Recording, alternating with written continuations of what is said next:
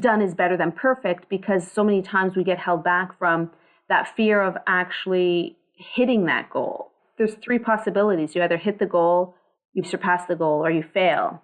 And the most valuable thing that you can do is actually fail. Welcome to the Impact Driven Entrepreneur, the podcast that helps you expand your reach and convert that reach into clients so you can lead your tribe with confidence and create change in the world while living the life you desire. And now your host, certified business coach and consultant, Mariana Ruiz. Want to increase your sales without so much hustle? Oh my gosh. Let's talk about doing funnels. Funnels are like the thing right now, but whether it's challenge, a tripwire, a webinar, or even getting people on the phone, guess what? All of that is the same. It's a sales process and what some people call funnels, okay? And I want to help you with your sales process, because here's the thing. When you can really master and improve that process, you will get more sales in your business. Normally inside of my 6-month coaching program, what I do is I actually look at everything that my clients do. I look at all of their copy, all of their emails, everything that they're doing inside of a launch or outside of a launch. And really, I want to bring that element to a small intensive for you. So what I want to do is offer you the opportunity for me to look at all of your emails, all of your copy, whether it's a challenge, a funnel, a webinar, or a sales call. I will actually listen to your sales call. Yeah, you heard that right.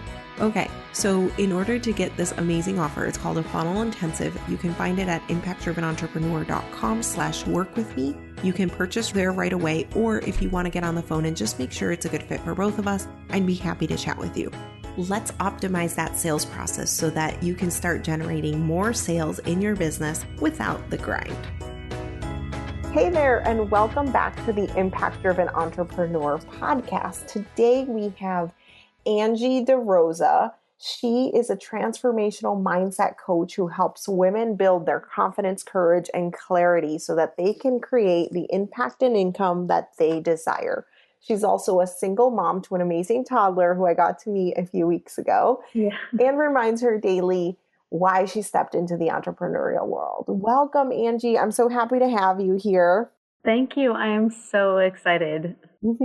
So tell us a little bit about how you got started, because I think that story shows a lot of courage and we can really start to glean some awesome insights from there. Yeah, totally. So I came from the corporate space. When I grew up, it was always like, you need to go to school, get a job, and stay there forever. Doesn't matter if you're happy or not, like it's security, right? Like I'm the youngest of 6. That's what's been drilled into me.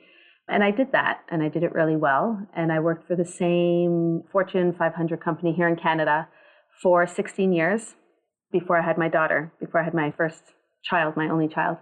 And it was at that time that I decided, so in Canada we get a year mat leave, I decided that I couldn't go back. I didn't know what I was going to do, but I was like, I can't go back. My daughter was like my wake-up call. That's what I would say. My daughter saved my life. Because before that, I was just going to work. I was good at my job. I enjoyed the people at my job, but to me, I just felt like I was surviving. I was a drone.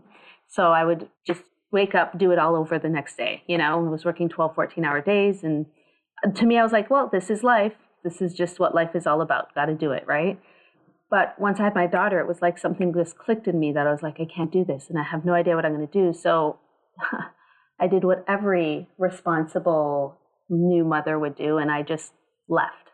I just left without a safety net, without a savings, without a plan.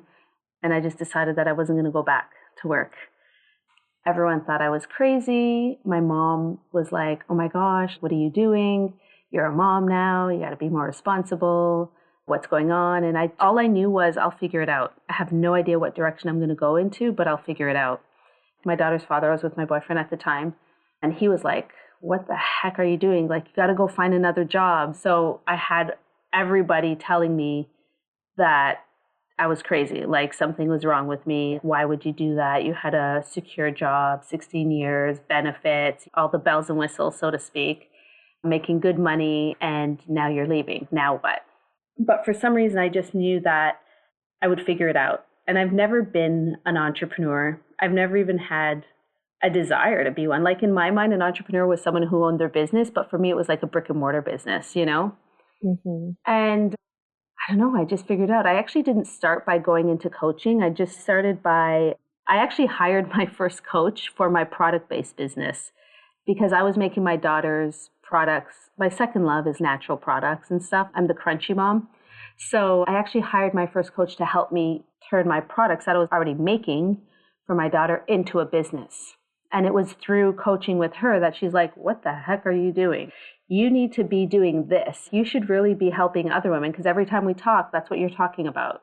Inspiring and helping other women step into their power or lean into their fear or stop surviving in life and start thriving and stuff. So that's how I kind of got exposed to coaching. It was by hiring my first coach. I love that. So I think there was just so much from your story. One of the most important things that really stood out to me is you really trusting that you would figure it out. Yes. Yeah, that was huge for me. Yeah, even though there were naysayers. And I feel like that is something that I trusted a lot too. And so when somebody is feeling fear, right? It's not that you don't have fear. Like, was it still scary?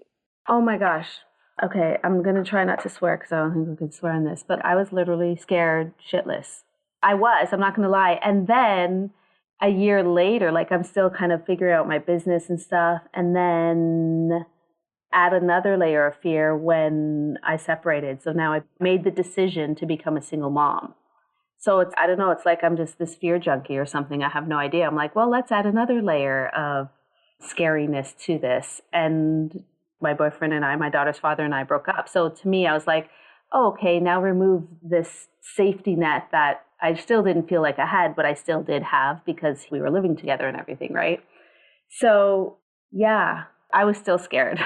It wasn't like, oh yeah, no, this is easy. I was crying like, oh my God, did I make the right decision? But then I'm like, of course, because when I thought of the alternative of going back to work or staying with my ex in the situation, not that he's a terrible guy, but it was just not the right situation for me. I was like, I can't live like this. So I'd rather just figure it out and try something new, because to me, I was like, I already know what's going to happen if I go back to work. I already know what's going to happen if I stay in this relationship. What I don't know, which is fear, right? Fear is what you don't know, is what would happen if I did leave corporate or if I did leave this relationship. The unknown is scary. We always look at it like a negative thing, but what if it's better? I mean, we know it's going to be different, but different is not a bad thing, right?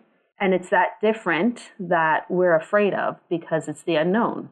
So it's like, what if we're afraid of the very thing that we want? Because we already know what we have and we know we don't like that. So let's try to go for something else and see what's there. Yeah, I love that. I think you totally nailed it.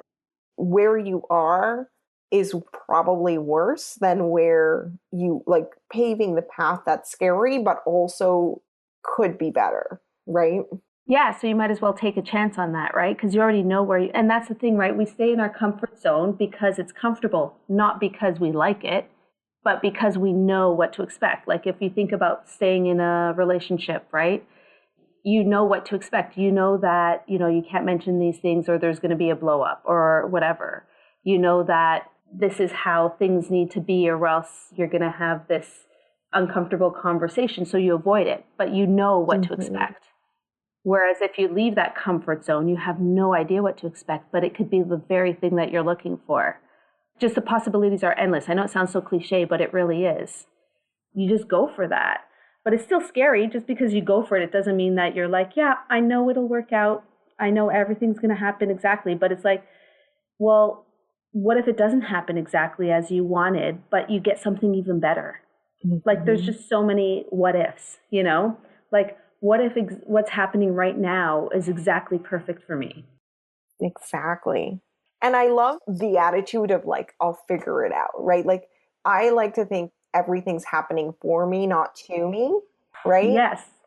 And yet I will figure it out. It's also so empowering. It's also like, yeah, but no matter what happens, even if it seems like it's to me and not for me, or even if it feels like it could be really bad, I know that I will always figure it out.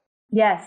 And that's where the trust comes in, right? Mm-hmm. That's the huge trust thing. And it's something that I still work on daily, is trusting myself to know that I'll figure it out. And of course, when you decide that you want to do something, you have an idea of what you want, right? Obviously, because you're heading in that direction. But knowing that, okay, not even if I don't get this, I just go for, okay, this is what I want, and know that whatever I come up against, I'll figure it out. If I need to pivot, if I need to change directions completely, if I need to stop, take 2 steps back, and then go in another direction, it's fine. I will figure out what needs to get done and I'll make it happen based on what I know at that time, right? Because as you're moving forward, you're collecting new information, right? So the information I have right now is not the same as the information I'm going to have tomorrow. So I will figure it out based on the information I have at the exact moment that I need to make a decision. But so many times we want to know right now all the different possible scenarios so we can have it all planned out. And then that's what stops you from moving forward.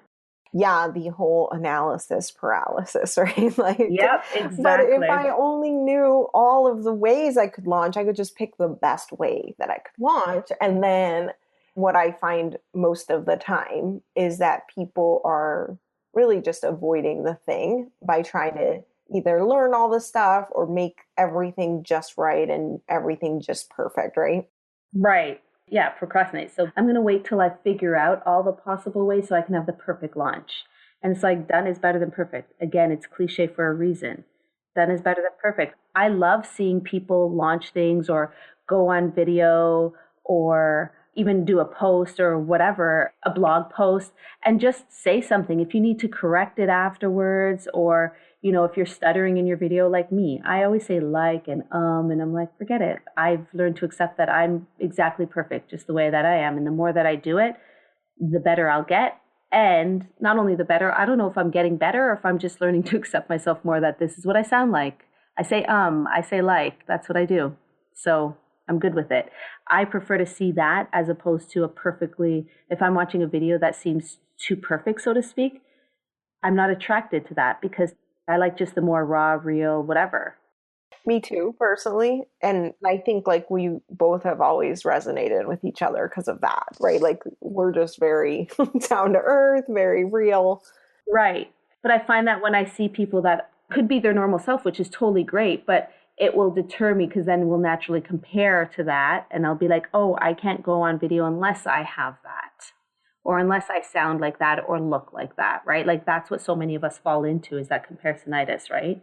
Totally, totally. And we've done episodes on that, so we can definitely link to that in the show notes on avoiding comparisonitis, because I think it's a really big thing, right? It's like, let's just go there, right? Like, especially when you have kids, and like the real truth behind the scenes is like the messy. Yeah. Like, I don't know. I might have popcorn in my hair at this point. I just don't know right now.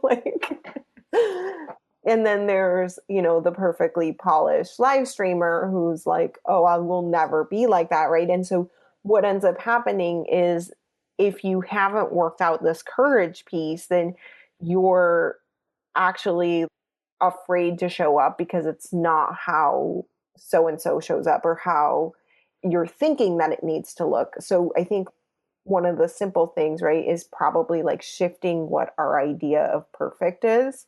Yes, exactly. I don't even like the word perfect, but again, just like any word, we all have our own definition of something, of what things mean to us, right? So, I'm perfect just the way I am, but the word perfect to me, I don't know, it doesn't really exist in my vocabulary. My daughter says to me, she's 3.5, she says to me the other day, practice makes perfect. I'm like, no, honey, practice makes progress. Where did you learn that? Because I don't want her to think that she has to be perfect, right? So it's like, practice makes progress. So that's what she says now. And I'm like, yes. But yeah, it's once we start comparing. But what I like is that our imperfections that actually resonate with people, because that's what I get. That's what I'm attracted to with other people when I see them, or it's just their personality. It's just who they are. I like that they're not quote unquote perfect. But to me, that's perfect. You know what I mean? The fact that they're not perfect is perfect for me. Love that. And I feel like being vulnerable makes you a better leader and an overall better depiction of who you truly are, right? Like you don't have to be somebody you're not. You don't have to fake it. You don't have to all that stuff, right? So I want to give some really concrete examples, right? So one of the things we were talking about before we started recording was that like Angie just went to a live event and she said some people ran into her and they were like, you're just like you are in your live streams, and how that's like the biggest compliment in the world, right? Mm-hmm. And for me, that's always been a thing, right? I just show up in my live streams, like no makeup, no hair, nothing like that. Mm-hmm. And for the longest time, I had like very unprofessional, and I don't mean like sexually or anything, right? But like unprofessional, like non-professional photos, right? And I had a bunch of photos done and they are great, but I also feel like they're a little too polished for me. Mm-hmm. And I had a friend do some photos of me that were just like us in the backyard of a retreat we were at. And those, I love those. And I use those actually like a lot more. Right. And so I think there's so many facets of this. It's like, okay, how are you coming out in your branding? Are you really coming out authentically you and just showing up as yourself, right? Absolutely. Yeah. It's so true because I've actually, what you say about the pictures, I feel the same. I actually love my pictures. I want to take new ones just because I'm like, they're a year old now. Not that that matters, but I've had so many compliments of people being like, oh my God, they're literally just me, like in nature, which is so me. And they are professional because a professional took them, but they're really just me doing regular things, you know, kind of thing. Mm-hmm. And I've had so many people be like, I love your pictures. Like they just seem so you. And I'm like, that's amazing. That's a huge compliment because I'm like, that is me. You will see me dressed like that. It's like jeans and whatever, like a top. And like one of them, I'm like throwing leaves up in the air. Like, you know what I mean? Just simple kind of things. But I agree with you. Like even some of them that are edited to take out my skin imperfections, I'm like, oh, I don't like those as much because I don't have even skin and I don't wear makeup. So yeah, I'm totally about just fully being you and natural. So yeah, having people come up and be like, oh my God, you look exactly like your profile picture, or oh my gosh, you're exactly like you're on video. I'm like, thank you. Like, I hope so. Yeah. Because yeah, that's a massive compliment. Yeah. And I feel like sometimes that is part of the courage, right? If we've been hiding parts of ourselves or afraid of being vulnerable or afraid of not following the 20-step formula, like it can be so tempting to be like, well, is that not going to really show up as sales, right? Yes. Courage and confidence are not exactly the same, but they do go hand in hand because you need to have the confidence to take that step out and be okay with where you're at this exact moment in your life or in your business or with who you are, right? Like maybe you're 20 pounds heavier than you'd like to be, or maybe you have a huge zit on your face or whatever, but you're still putting yourself out there anyways. And, you know, if you want to move beyond your comfort zone, right? Like that whole line, that bubble, right? Like you're at the edge of your bubble kind of thing. It is going to be painful in a sense of it's not just going to be easy breezy or else you would have done it, right? But it's more like, okay, but are you ready? You know, so half the time when I take these steps forward, I wouldn't say, yeah, I'm ready, but I'm ready to take that step, but I'm not ready to like all my ducks aren't in a row, so to speak. But again, it's that trust of knowing that you'll figure it out. So when I say like, are you ready? I'm not saying like, oh my God, do you have all the possible scenarios taken care of and all your I's dotted and your T's crossed, so to speak. It's more of, are you ready to figure shit out and pivot if you need to, or take that step back or be like, whoops, I messed up. This is what I actually meant. Okay. Like it's okay. Because the whole reason that we set these goals of like, this is what I want to reach this month, or I want to reach this many people and impact this many people, or have these money goals that you want to get to, is to get you in motion. It's not necessarily to hit the actual goal. So I always say like done is better than perfect, because so many times we get held back from that fear of actually hitting that goal. There's 3 possibilities. You either hit the goal, you surpass the goal, or you fail. And the most valuable thing that you can do is actually fail. Because that's where you learn the most lessons, right? Mm-hmm. It's when you hit the goal that you think like, oh, okay, cool, this is smooth sailing. Like this can happen. Like there's really no bumps to overcome.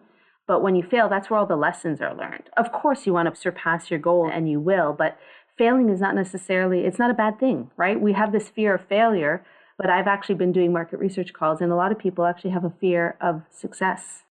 I was just going to say that. I think it's so much more prevalent, the fear of success. That's what I see the most. And can you talk about that a little bit, right? Like, because most people are going to be like, hold on a second, I'm not really afraid of success. Like, that is not really true. That's not me. And I will tell you, like, I was there and I have experienced this, replayed this game over and over again. And so let's talk about that. Yeah, totally. So the fear of success is something that I have come up as well. Well, for myself and also with, like I said, I've been going back because I've been tweaking and focusing more on fear and courage. And that's what I love talking about. So I'm like, okay, I'm going to pivot in my business and focus more so on that. So I've been doing market research calls and stuff. And what's been coming up, which I suspected, but I still love hearing it from other people, is that fear of success and what that relates to through conversation. When I say, okay, so it sounds like a fear of success, they're like, no. And then they'll explain a bunch of things. And I'm like, they realize, oh shit, it is a fear of success, because they don't realize that that fear of moving forward, or that fear of the expectations being more, or that fear of taking them away from their family and not having time, because they associate success with more time working on their business, which if they're working on their business more, they're going to spend less time with their family, which is the whole reason they started their business, was to spend more time with their family. So now it's taking them away from that. So it's this whole domino effect, or this fear that success means that I'm going to have to take care of my extended family, or everyone's going to come to me for money, or the idea that success is heavy, right? It means more responsibility. Mm-hmm. Or the idea that success means that people will expect more than them, or it means they're going to be more visible, or it means that, it's almost like when you win the lottery and people start calling you out of the blue. Like that's the idea that they have with their definition of success. Because again, it's all about your definition of success, right? Yeah. And most people, it means like standing out and sticking out, whereas most of us want to, yes, of course we want success, but we kind of want to stay behind the scenes and not be seen, right? So I always say too, like I help you be seen, heard, and hired, right? But without people knowing who you are or what you do or how you can help them, then you're not going to create that impact that you want or that income that you want, because nobody's going to know who you are. So they associate this internal struggle with, yes, I want to be known, but I don't want to be seen. So it's that bit of that oxymoron and that fear of, getting close to people and then having disappointment, or like there's all of these reasons lead to this fear of success. Yeah, I couldn't agree more. And I think you hit the nail on the head, like with what I see with my clients and even what I've personally experienced, right? And that is like the more clients that you get, the more time that it's going to take to service them, right? And not necessarily true, right? Like also one of the things that I found really helpful when I'm working on these blocks and these limiting beliefs is like, okay, is it always true, right? Like, can I find proof that this is actually not true? And even in my own business or with other people, it usually starts with other people first. And then usually I start to see the signs in my own business, right? But I think, more responsibility, more hours worked, and overall like more stress. And so I think like when you're looking at that person that you want to emulate, or like you want to have a business like theirs, or you want to be a millionaire, right? Like, what are the things about that millionaire that you're like, yeah, but I would never want that? Or like, I don't know if I could really do that. Those are the blocks. Those are the things that you have to work through in your beliefs, because you're automatically associating or assuming that they have that thing, right? So, example, like, I don't really want to be as rich as Oprah because I don't know if I could keep up with my family, right? Like she's like a single woman and so different, right? And I know that's like a super extreme example, but I think that is really what comes up for people. Do you agree? Absolutely. And again, that's part of the whole, and this is another lesson too I learned at the event, because there's so many things that we know in theory, but then to experience it is when it kind of like clicks, because now you're experiencing it firsthand. And it's the idea that you assume that what you see, whether it be in social media, whether it be video or reading someone's blog or whatever, you already form beliefs around these people's lives or who they are as a person or what kind of lifestyle they lead or whatever. And then exactly like you said, you think like, oh, I would not want to be, as big as that person because I don't think I can deal with all the attention, or I don't think I can deal with everything that's on her plate because I'm sure she has a lot on her plate. And for me at the event, it's like you meet these people in person and it's like they have a team. There are people, it's not just them, but we're assuming like, oh my God, I don't know how they do it all, and it's like, you can't do anything alone. That's been a huge thing, especially being a single mom too. It's like, for me to even go to this event, I had 3 people tag teaming. Like I learned to line up 3 people in order to watch my daughter while I was away. And my plans fell through, like my first 2 people fell through. And so it was a week before the event and I had to my sister-in-law took the day off and then my sister tagged in and then her dad. So it's like, you can't do anything alone. The moment that you let go of that notion of like, I'm an independent woman, because that was me, I'm not going to lie. I'm an independent woman. I can do this shit myself. I don't need anybody. Mm-hmm. Yeah, right. That is so true. And I think that's like a big mindset shift for probably everybody listening. And part of the work that we do, right, is like, okay, we have to step into the leadership role. And I'm not going to lie, I have people helping me and I still need more help. There are still areas that I need to outsource more. And there are things that I'm doing that I don't need to be doing. And part of that is having the courage to give those things up and also trusting that they can do a great job too. And also another part of that, I think, is also owning that like other people can have responsibilities besides myself, right? Yeah, and it's funny how it keeps coming up. It's like courage and trust. They do go hand in hand. So giving up a portion of what you do in your business and trusting that that person can do it to your standards. And if they can't, that they'll figure it out. Or they'll come and ask you and then you can work it out and be like, no, actually, this is how I kind of like it. Because, when you're hiring someone new, they're still getting used to your style or something, right? But it's like you'll just work it out as opposed to expecting that they are a replica of you. And thank God they're not a replica of you because they have their own ideas too that they can come to you and be like, hey, have you ever thought of doing it this way? It's like, shit, never thought of that. Thank you. Yep, totally. Let's try that. It does take a team. It does take a tribe to raise a family and to raise their business, right? So yeah, having the courage to ask for help and knowing that it actually takes more courage to ask for help than it does to not. Yeah. And I think on the topic of courage, it seems in my mind to really flow with like the levels of impact that we have, right? And I know you talk about impact. I have the 3 levels of impact. One is like impacting your own life, right? Like helping yourself through your service. And then another level is having a team that helps you and therefore you impact their life because you're providing work to them. And then another level is like your clients, right? And so it also takes courage to do all of those, right? It takes courage to help yourself because a lot of times we're so stuck in our brain. And then it takes courage to hire a team and have help and ask for help.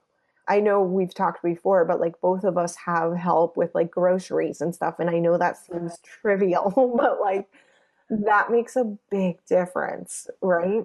Totally on the grocery scene because I hate grocery shopping. And I don't enjoy cooking. So I get these like pre-made meals that I do have to cook them still, but I don't have to do grocery shopping. And people look at me and go, oh my God, isn't that so expensive? And I'm like, and again, this is part of those limiting beliefs, right? That if you have something that makes your life easier, then it's going to cost so much. And it actually doesn't. I save money by getting these because I'm buying less groceries that I'm going to end up throwing out because I'm buying them thinking I'm going to make something and then I don't. So really, I just focus on the fruits, like kind of like the snacks. So my fridge looks empty because I'm used to seeing this full fridge of stuff.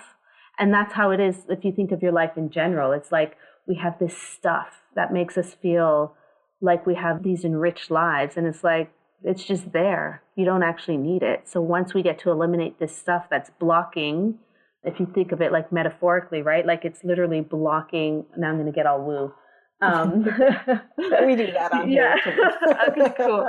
I'm like, it's literally blocking this flow of energy. And that's what's keeping you stagnant, because you think that, oh, you need more stuff to make things work. And you don't. It's actually eliminating stuff that helps. Like I've given away like 80% of my wardrobe because it was just stuff that was sitting there, you know, or like my daughter's toys or cleaning up your desk. Like it's literally stopping, it's blocking that flow of energy. And it was the same with my fridge and my groceries and stuff. So people automatically think like, you know, I get it. There is a price to convenience, but it actually works out to be less in the long run. And we get so stuck in our patterns, right? That we just keep, well, of course, isn't that what everyone does? You go to the grocery store, you buy groceries, you come home, you make dinner. Like that's just what it is. There's no other way. But what if there was another way? Totally. And for me, like, I don't have a service like that. I do enjoy cooking, but I had my nanny going to the store. And at one point I had a nanny that cooked. And then I went to a nanny that didn't cook. But having my nanny go to the store for me saved me so much money on, like, in Spanish, we call them antojitos, but like things you want that you don't actually need, but like they're at the store, they're like $3 or $5. And you're like, let me just throw that in. And next thing you know, your cart is full of stuff. Your bill is 3 times what it would have been if you would have just stayed with your list, right? And yeah, you can stay with the list and have discipline and all that, but also that's also taking energy and time. And so for me, I would rather pay my nanny a few dollars an hour to go do that for me than for me to go to the store, use my discipline there. I could be using my discipline on doing my follow-ups and doing my sales process and doing my marketing, right? So it's also like a decision of where is your energy, because that's ultimately what will grow.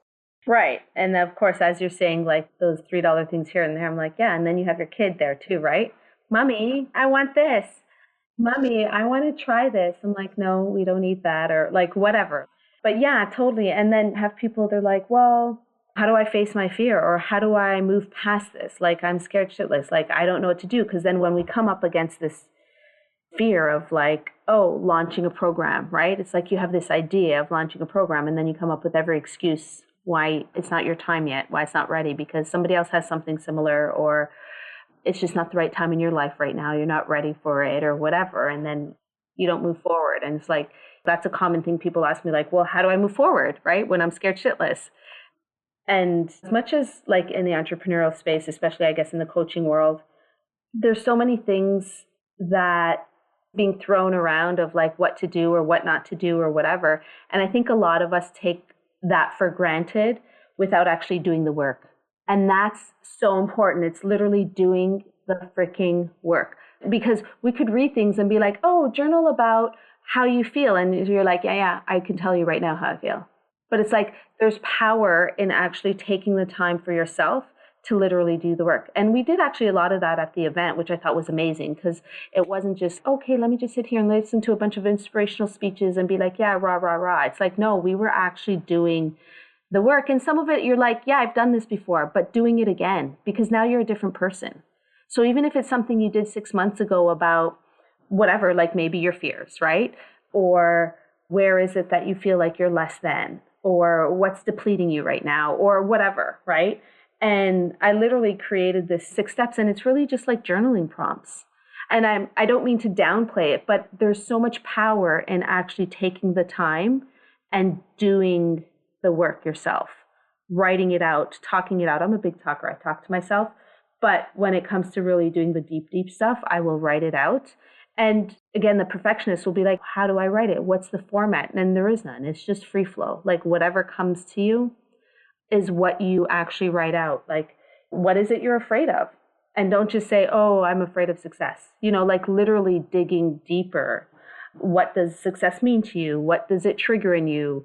What would your life be like if you were successful? Like literally those deeper questions, and answering that is so freaking powerful.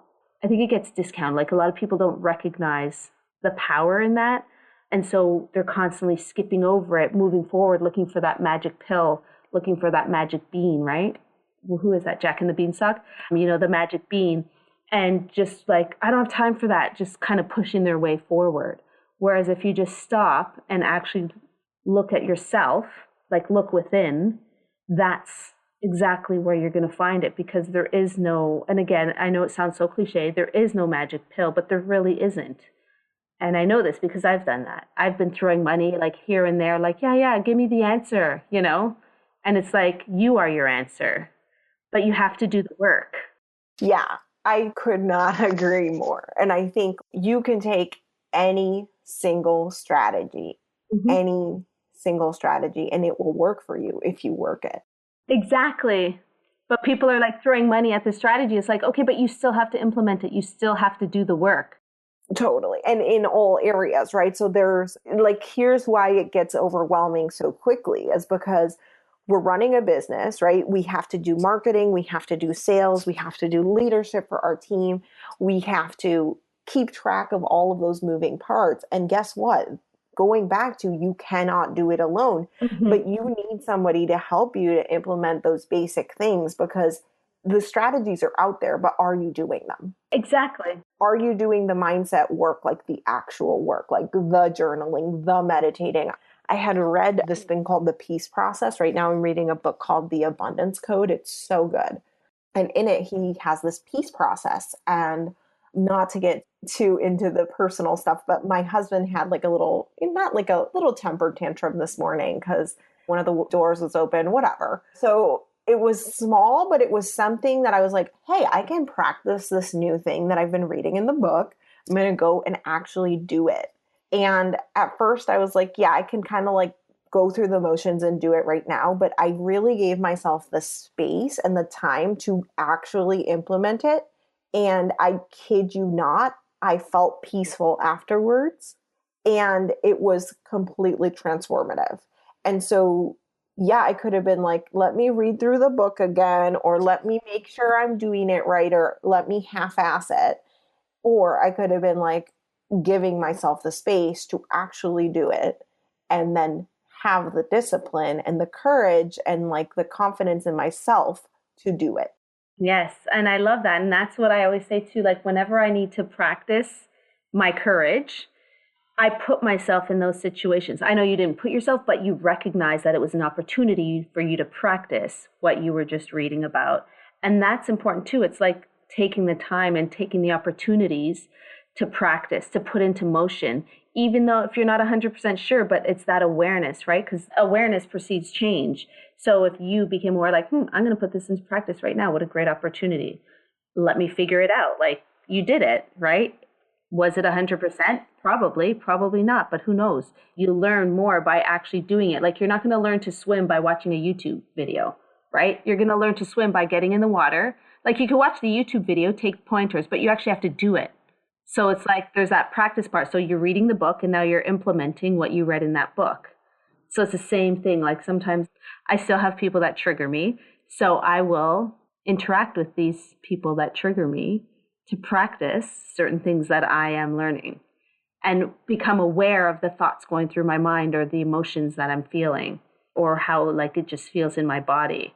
So I put myself in those situations on purpose to recognize the signs and recognize what I'm feeling so that I can lean in and figure out, okay, am I leaning in or am I leaning back? Like, what is it?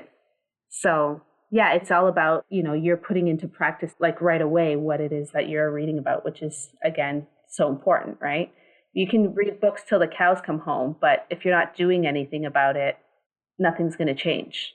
Yeah. And I feel like it's exactly like business, right? Like, is there something you learned or that you know you need to be doing, but are not actually doing it? That's where the lack of integrity, I feel like, really hurts our confidence, right? Is like, oh yeah, I know I'm supposed to be delegating. Oh yeah, I know I'm supposed to be doing this, but I'm not actually doing it. And then our confidence is really in the dump because we're not doing all the things we know we want to do. and that we need to do, right? And so I think moving forward, it's not only like, did I do it once, but did I continue to do it even when I didn't feel like it, or even when I was like, I don't know if I should do it today, or like in 2-3 weeks when things are going to keep coming up. And so are you using the tools that you already have? Yeah. And that's when you know, like, okay, I'm avoiding something. Okay, what is it? And it's literally, go back to, like, for me, I go back to the same 6 steps. Okay, like, what is it that I'm afraid of? Like, for every situation that I find that I'm avoiding now, I'm like, okay, these are these questions that I ask myself.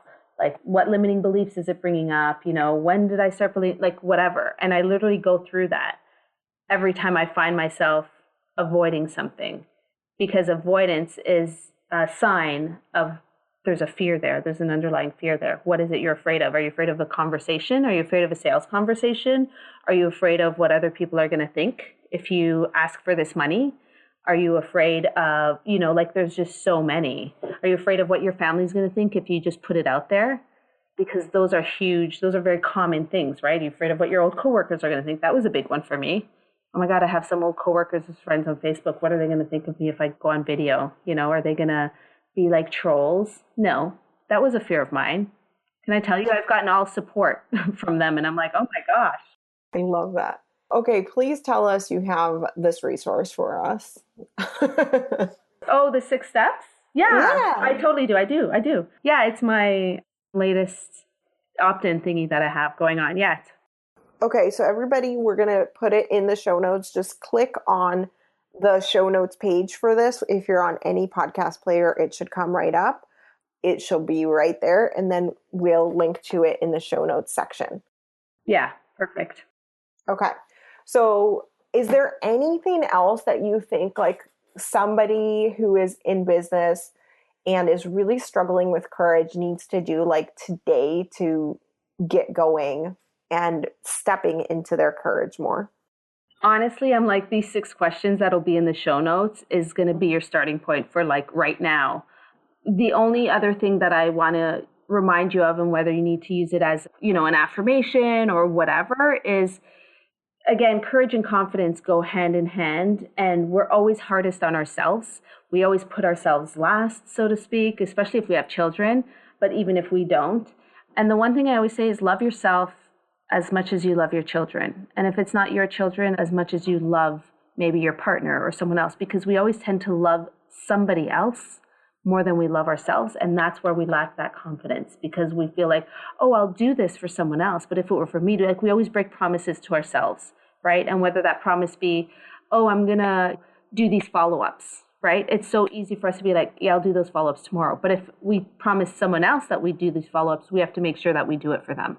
Like, it's so much easier to break promises for ourselves. So I always say, love yourself as much as you love your children, or as much as you love insert this other person kind of thing. Oh my gosh, I love that. So it all goes back to, like, loving ourselves enough to use our systems and to do the work. Right, because that's where that confidence comes from, right? It comes from knowing that we are firm, we are strong in ourselves so that we can show up as ourselves. And again, trust that we can handle whatever comes our way, because that fear of, the trolls, or that fear of that judgment is very prevalent. Like, it's very real for us. So if we love ourselves, we know that this is who we are. So if somebody says something about, oh my God, you said like so many times, or you said, I'm like, yep, it sure did, and just standing in it and being like, okay, it's okay. I know that it's not an insult, like, not to internalize it and take it personally, because whatever somebody else says, it's a reflection of their own insecurities. Oh my gosh. Yes. Love it. Okay. Thank you so much. It's been a pleasure chatting with you, and we will definitely link in the show notes. So be sure to go and get your 6 questions to work through to help you increase your confidence. Yes. Perfect. Thank you so much. This was fun. I mean, I could talk about this shit forever, but we won't go there. Thank you. You're welcome. Head on over to impactdrivenentrepreneur.com, where you can find an arsenal of videos, blog posts, and previous podcast episodes to help you increase your profit and impact. Again, impactdrivenentrepreneur.com, and click on blog. Enjoy.